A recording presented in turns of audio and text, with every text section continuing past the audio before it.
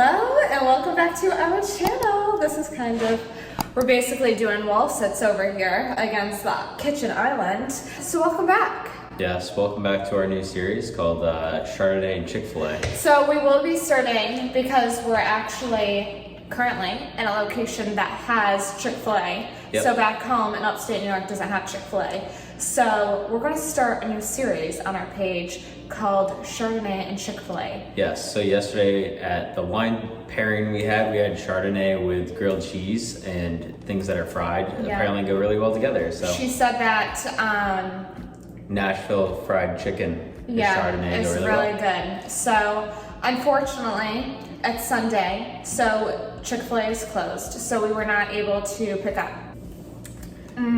Anyways, This is a good LaCroix. What is the flavor? Oh, we have it right here. It's called guava. Sao Paulo. Yeah, not really sure how to pronounce that. So on our first edition of Chardonnay and Chick-Fil-A, We're going to be filling you guys in where we just moved to. So this is our first weekend. We just moved to Nashville.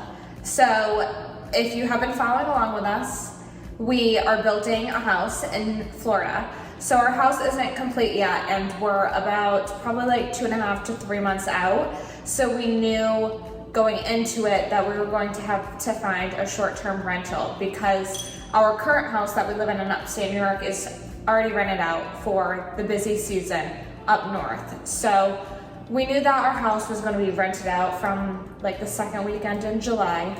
yeah, initially we were hoping our house was going to be like done in time. Yeah. So we like really looked for a house that was going to be built by the time we needed to get out of our house, which originally ours had thought it was going to be. They told us. So the thing is that we chose a pre-plan for our house down in Florida. So they had like a time frame of when the house was supposed to be done. They initially told us that it was going to be done at the end of July. Well, a couple months ago passed. We like signed the papers in like March or something like that. Yeah, March. In like March. And so a few months passed and they hadn't even started the house. They hadn't received all the permits yet to start the house, but it is what it is. So they didn't start the house until April. So we knew basically at that point that the house wasn't going to be complete by the end of July. So that's kind of when we first started like brainstorming ideas. Yeah, what we could do. Of what we could do, where we could go, if there was any place that really stood out to us. Yeah. And so Originally we wanted to do an Airbnb because it would be really nice that it would be fully furnished and we wouldn't have to worry about finding anything because obviously we're not going to have a lot of furniture because we're leaving our house furnished in New York. So we looked at Airbnb because we wanted something that would be furnished and ready to go. But the big problem with the Airbnb is obviously, people book nights in advance and we don't really have like necessarily a firm date, right? So like if we say, oh, we'll rent it for 1 month, we can't say like, oh, we actually need it for 2 or 3 months. So that was like a big problem, was like, we wouldn't have been able to extend it the way we needed to. right. Especially because when we initially first started looking at locations, we were looking at Airbnbs because we're thinking, okay, we're only going to be there 1 to 2 weeks, and then they hadn't started until April. So we're like, okay, when are they even going to start? And then finally, when they broke ground, the general contractor in Troy had a conversation. He gave us like a rough estimate. Normally it takes them down south like 5 to 7 months to build a house, especially because it was a pre-plan. They had everything ordered, so it really should just move very smoothly like that. So at that point, we decided that we wanted to go to Nashville. So we first started looking at Airbnbs, and it was actually crazy to see the prices of these Airbnbs in Nashville. Like, it was like minimally, it was like $3,000 a month, which makes sense because it's kind of like expensive. I was seeing a lot of the ones that I was looking at were like $6,000 like plus minimum. dollars. That's like the cheapest you could find anywhere. Yeah. And, which makes sense because it's very like the cost of living is a little bit higher because a lot of people want to live in Nashville. So and it's the summertime. Yeah, and they need to rent it out and make money, which I get that. Well, exactly. I mean, especially now with us becoming Airbnb hosts, we understand you obviously want to make the most amount of money that you possibly can. At the end of the day, it's an investment property. So you want to be able to make as much money as you can. So we understood that, and luckily Nashville is also a place where people do move here short term. But with that being said, the short term rental prices were just a little bit more because they obviously have to even out. Like, obviously we're not staying here for 12 months. So they raised the price of rent just a little bit more so that it makes sense for them, because realistically, like, they don't want to rent out for just a few months if it doesn't make sense for them, because again, they're a business. Like, they take the risk that someone won't move in. So yeah. They charge you more per month. So we are paying a little bit more per month than someone who signed like a 12-month lease here would be. But that's okay. So we're doing a 3-month lease. Yeah, right now we're signed for a 3-month lease. So that's putting us to the beginning of October. So literally the first weekend in October, the house is supposed to finish, hopefully beginning of September, mid to end of September latest. So fingers crossed with that. But yeah, so this weekend was our first weekend down here. We flew down here on a Friday, and we're heading back tomorrow, which is a Monday. And 4th of July Monday. Yeah, 4th of July Monday. And yeah, we're gonna go home. We have to do like the finishing touches of our house up north. And then basically we packed our trailer up, and then we're gonna be headed down here with the animals. Well, I guess the last thing on the short-term rental was the other thing for us with the Airbnb is, you know, we want to be really respectful of Airbnbs, especially that we're going to be Airbnb host. And with all the animals we have, you know, we were worried about other people's furniture. Yeah, we didn't want to ruin anybody's other people's furniture. yard. Like, you know, our dogs and cats are not crazy, but we also want to be like very respectful of other people's place. So, you know, it's just a little different when you're in someone else's house. Like, you know, it's like I feel like if you stay at your friend's house or your family's house, like, you always pick up after yourself, like, more than you would at your own house, because you want to be respectful. Yeah, and the thing is, it's like, at the end of the day, if the animals ruin anything, they're ruining our furniture. Yeah, so I guess closing out that part too is like, we just did a ton of research. Like, we would literally have to spend hours a day going through all the different apartments and see which ones like were willing to do a short-term lease. So we had like 2 stipulations, like they had to be able to do a short-term lease and accept animals. Right.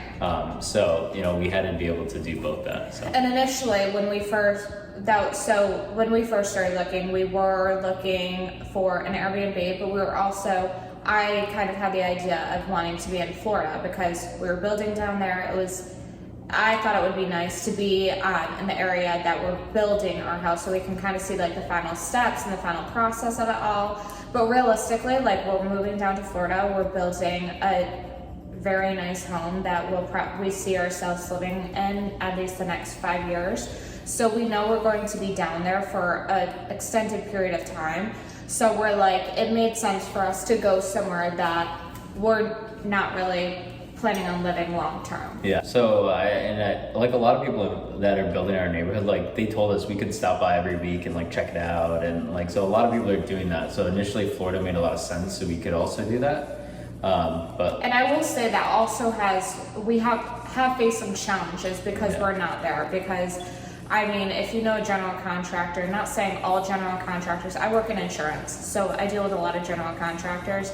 They're not the best communicators. They don't really want to deal with any nonsense. They're really busy. They're busy. I mean, they're busy. They literally work like 4 a.m. to 9 p.m. They're starting their mornings early and ending their nights late. So, and we understand that, but at the same time, like, we're in a completely different state, so we don't have the ability, and obviously we did choose to do it this way. So we understand those challenges, but at the same time, like, we did voice like, hey, we just need to make sure that we're on the same page, like, if you could communicate with us.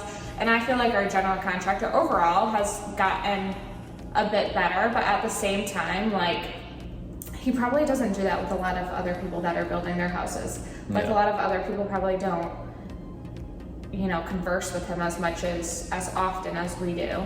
Even though we don't really converse with him much at all. Like, it's like once a week, if that. We ended up purchasing a trailer instead of renting a U-Haul trailer. We think that made more sense because we're going to be doing 2 separate moves. It made more sense for us to purchase it because it was going to cost about the same amount if we were to purchase it as if we were to rent it twice. Because I think it was like $2,000 once, and then so with tax and everything, like we purchased our trailer for around the same price as it would cost us to rent it twice. Probably a little bit less even.